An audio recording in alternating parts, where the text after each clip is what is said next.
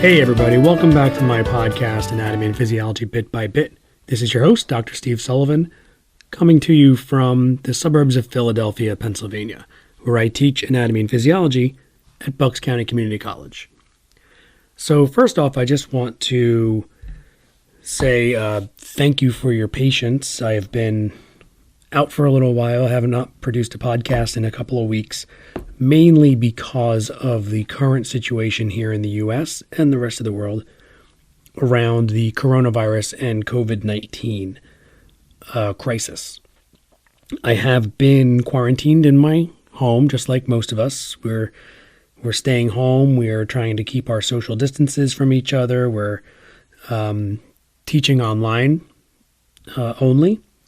And so since I've been teaching online A&P for about 12 years, it was relatively simple for me to move my face-to-face class online, except for the fact that I had to change all my exams to be open book exams because there are no proctors available now. So I have been pretty busy in terms of retrofitting my face-to-face class and my online exams to make sure that my students are getting a good quality course, despite the problems that are going on right now.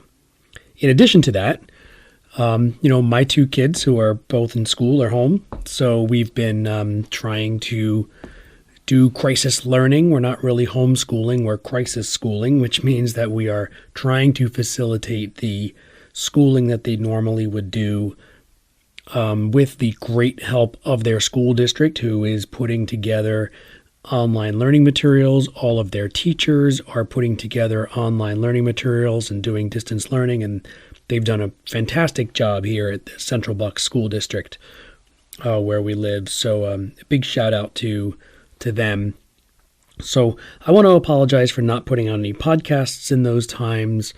I have been doing all those things, and in addition, I've been spending a lot of time communicating with other anatomy and physiology instructors who have not been doing online A&P. So I've been trying to do my part in helping other people get their courses online, doing webinars and one-on-one Zoom sessions with other instructors, trying to help them get materials. I've been putting together some websites that I can share some of my online materials with instructors so that we can all get through this crisis together and give the best A&P experience we possibly can at this time. So that's what I've been doing for the last couple of weeks. I haven't had a lot of time to sit down and put an episode together. So I'm here now, and I want to continue on with the skeletal system. So I want to first go through an email I got, a question from Kyle from Portland, Oregon. And thanks, Kyle, for reaching out and emailing. I appreciate your support and patience. And Kyle asked, what's the best version of a calcium supplement?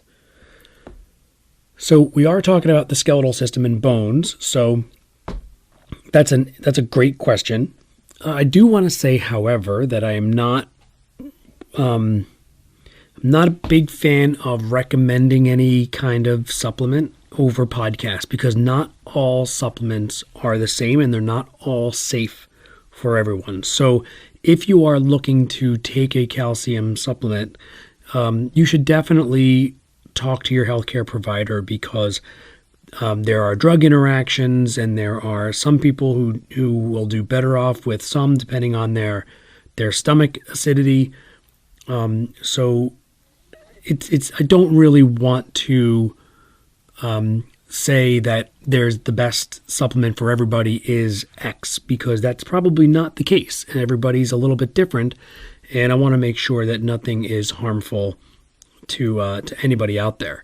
I will say, though, that one thing that we're going to learn about today in today's podcast is that vitamin D is necessary for calcium absorption, and also calcium is best absorbed in an acidic environment in your stomach and lower intestine. Your stomach and small intestine.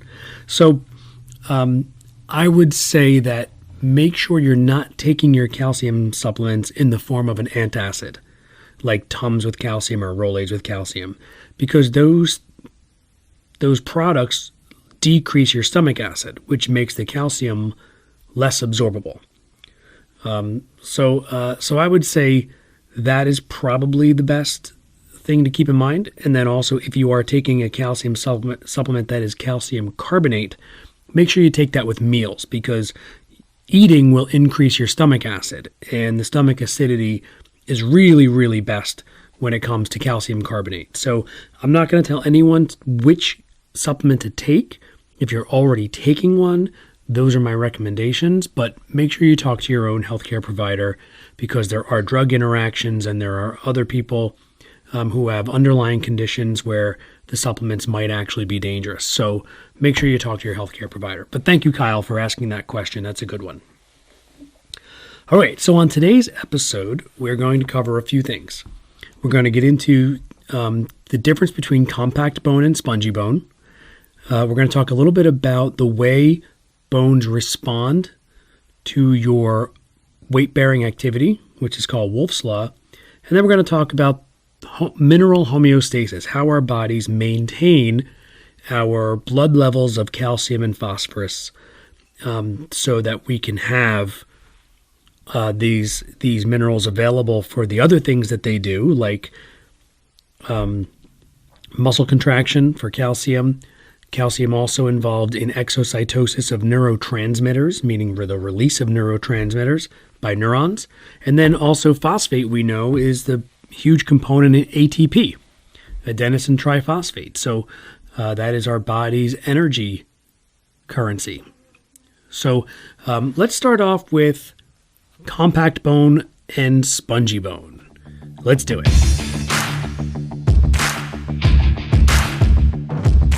Let's start with compact bone, which is typically found in the periphery of a bone referred to as the cortex. Compact bone is dense and strong. Its mineralized matrix is arranged into concentric cylinders. That means that larger cylinders completely surround smaller cylinders. Each unit of compact bone is called an osteon, and it's a series of these progressively larger cylinders surrounding a hollow space in the center called the central canal. The cylinders are called concentric lamellae. Lamellae means thin layers. Between the concentric lamellae, you'll find the collagen fibers that provide flexibility to the osseous tissue. If we use a long bone as an example, blood vessels and nerves enter the bone through either the nutrient foramen in the diaphysis or via other vessels in the epiphysis and metaphysis. Those blood vessels and nerves branch out and enter perforating canals that lead to a central canal. Central canals of adjacent osteons are linked to one another by more perforating canals, and that creates a consistent blood supply and nerve innervation throughout the tissue. Surrounding all these osteons along the circumference of the bone are different lamellae, and they're called circumferential lamellae. In between the osteons are lamellae called interstitial lamellae. Spongy bone is also known as both cancellous bone and trabecular bone. The osseous matrix is not densely packed together like it is in compact bone. Rather, there are marrow-filled spaces in between the calcified matrix, causing it to resemble a sponge. Typically, we find spongy bone in between the compact bone of flat bones, short bones, and irregular bones. In long bones, spongy bone fills the epiphyses and metaphyses, and it lines the marrow cavity. A unit of spongy bone is called a trabecula, the plural of which would be trabeculae. Some trabeculae have pointed structures called spicules. Each trabecula has its own parallel lamellae that have similar features to osteons, like osteocytes and lacunae, and canaliculi, but they don't surround a central canal. The outermost lamella is surrounded by osteoblasts and a few osteoclasts. Because of this orientation, spongy bone is strong and light. While it's less dense than compact bone, the arrangement of the trabeculae, which is called the trabecular pattern, is an engineering feat much like that of an arch. Whereas the arch distributes forces to the strongest parts of a bridge, the trabeculae distribute forces to the compact bone of a long bone.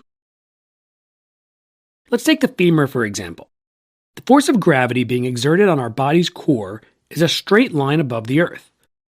But the femurs articulate with the hips laterally. Then they angle themselves back toward the knees. You'd expect the neck of the femur to be at a big disadvantage when it comes to holding the body up. However, the trabecular pattern in the spongy bone of each femoral head and neck distributes the forces toward the compact bone of the femur's cortex. It goes down the knee and over the weight-bearing tibia. When bones remodel themselves in response to the weight-bearing forces that we put on them, it's typically the trabecular pattern that gets updated first. Conversely, when bone density decreases, like in osteoporosis for example, it's the spongy bone that suffers the most. In fact, one of the most common injuries associated with osteoporosis is a fractured femoral neck, which lay people refer to as a broken hip. It can result as a complication from bone density loss combined with normal weight bearing.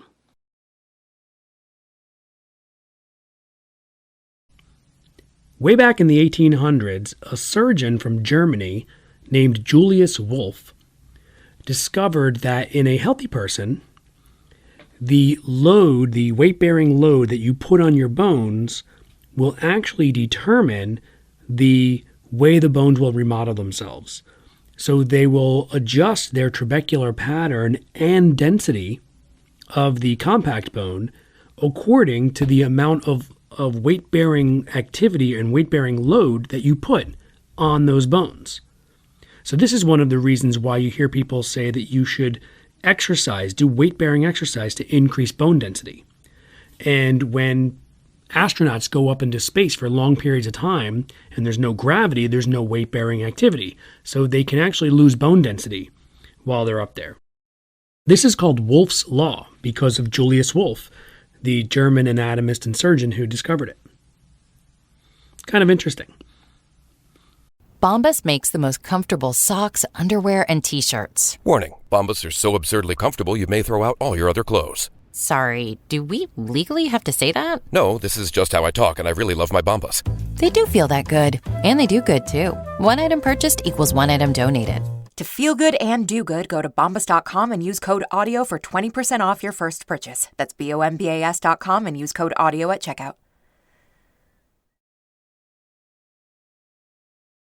All right, so that kind of leads us to mineral homeostasis. Because by the breaking down and deposition of bone tissue, we're using calcium and phosphorus in the form of phosphate from our bloodstream. So our bones actually serve as a storage place for these minerals.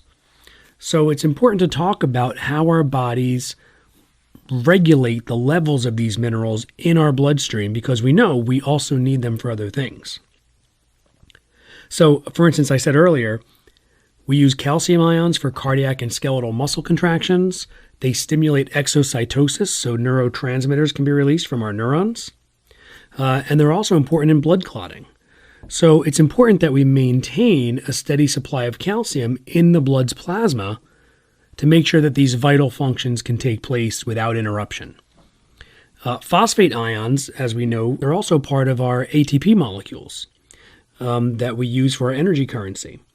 And they contribute to the regulation of our body's acid-base balance as well. So that's an important function of phosphorus. It doesn't seem to be as big a deal clinically when phosphorus levels are low and in the blood, so we're not going to really focus on that too much. We're going to stick to calcium homeostasis because that's a much bigger deal for us. And calcium homeostasis is way more than just the skeleton. The kidneys, the liver, the digestive tract, the skin, and the endocrine system are all involved in calcium homeostasis. So we're going to discuss the roles of 3 different hormones that regulate the levels of calcium in our blood's plasma. Keep in mind that our calcium supply comes from our diet and it's stored in our bones. And when it comes to the bones, the basic rule is that in order to raise blood calcium levels, we have to remove it from the osseous tissue of our bones. Conversely, lowering blood calcium levels means depositing calcium into the osseous tissue of our bones. On average, a healthy adult human has a calcium level between 8.9 and 10.1 milligrams per deciliter of blood. Since the suffix referring to blood is emia, E-M-I-A, low calcium levels in the blood would be called hypocalcemia, while high calcium levels would be hypercalcemia. Let's start with the two hormones that have the biggest impact on calcium levels, calcitriol and parathyroid hormone. Calcitriol is the most active form of vitamin D. The synthesis of calcitriol results from a series of steps carried out by multiple organs.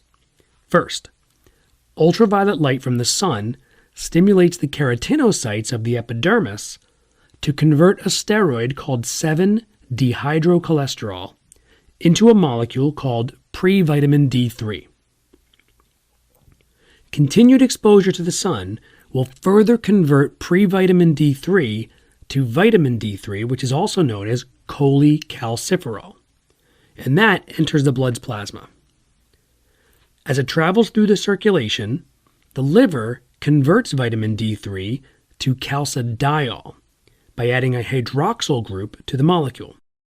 And then the kidneys add yet another hydroxyl group to calcidiol, converting it into calcitriol. Now, calcitriol functions as a hormone. It's a chemical messenger in the blood's plasma that promotes the resorption of bone tissue, meaning that bone tissue breaks down and calcium ions are released into the blood, keeping blood levels of these minerals within normal range. It does this by stimulating stem cells to develop into osteoclasts, the osseous cells that break down osseous matrix. Now, that's not the only way that calcitriol maintains blood calcium levels. It also makes sure that calcium in our diet can be absorbed by the small intestine of our digestive tract. And it promotes the reabsorption of calcium ions by our kidneys so we don't lose too much in the urine. Even though it seems kind of counterintuitive because calcitriol promotes bone resorption, by keeping our levels of calcium and phosphate within normal ranges in the blood, it's also really important to make sure that bone can be deposited properly. So low levels of vitamin D can actually decrease bone density. Remember, calcitriol is a form of vitamin D. The other two hormones associated with mineral homeostasis are parathyroid hormone and calcitonin.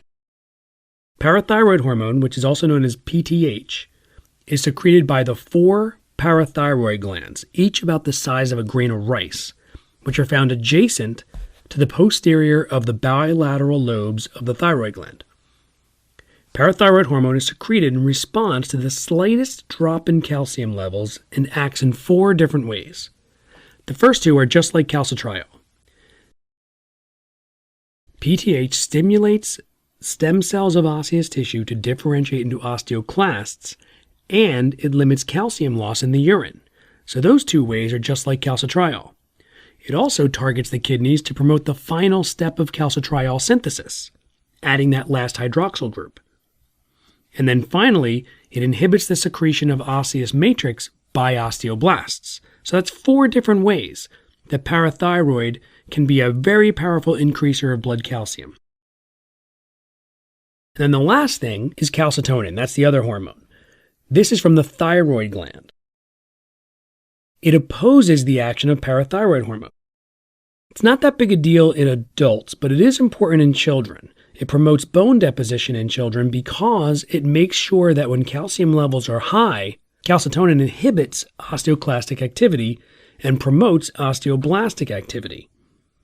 In kids, the osteoclastic activity is really, really high because they're constantly remodeling their bones in response to their activity as their bones grow. That can make their blood calcium levels really high. So calcitonin will help keep those blood calcium levels lower in kids. It's not as big a deal in adults. But by increasing bone deposition and limiting bone resorption, it can keep blood calcium levels down.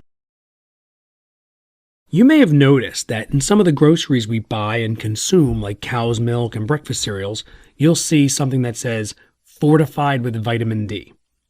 That's the reason that calcitriol is a hormone and a vitamin. It's a vitamin basically because it's consumed in our diet. But without the adequate vitamin D absorption, which can be caused by dietary insufficiencies or inadequate exposure to the sun's ultraviolet light, we are susceptible to bone-softening diseases. In kids, we call this rickets. And rickets can cause a bowing of the weight-bearing bones of the lower limb. Because they're softer, the bone density is lower, the bones are softer, and they bow in response to weight-bearing. They kind of bend. In adults, we call this osteomalacia, which is bone softening. And it can make people more susceptible to fractures and things like that, which is pretty dangerous. So I think that's pretty much a good amount to do for this particular episode of the podcast. I think we will have another episode on the skeletal system coming up where maybe we talk about the way bones form embryonically, the way they grow once we're born, and also how fractures repair themselves. I think that those would be good topics for the skeletal system to wrap it up. So I hope that this podcast has helped you learn a few things about the skeletal system. And I hope that you are handling this coronavirus crisis well. I wish health and wellness to all of you and all of your loved ones. Stay safe. Make sure you're following all the rules that we're all trying to follow right now. And I will see you next time. Hey everyone, don't forget to check out my YouTube channel, Student Help for AP. That's student, the number 4, AP. There's lots of tutor videos on there that I think could really help you. And I also have an Instagram account and a Twitter feed with the same name. Please also don't forget to rate this podcast and review it if you possibly can. Anatomy and Physiology Bit by Bit is a production of Minus 55 Media, with a special thanks to Bucks County Community College and my family.